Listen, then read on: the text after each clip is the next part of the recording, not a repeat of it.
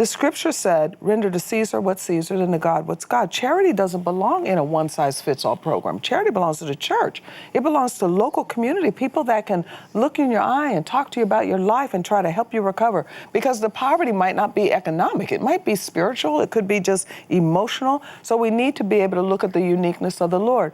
When Jesus talked about the poor, he said, preach the gospel to them. How do we go set up this one-size-fits-all government program that doesn't even allow you to preach the gospel to the poor? So it's never going to work. They'll fire you or fine you if you do. It's incredible. When I wrote my casework and said I was leaving because I'd gone to church and heard this stuff, she called me and cursed me out and told me I'd be back.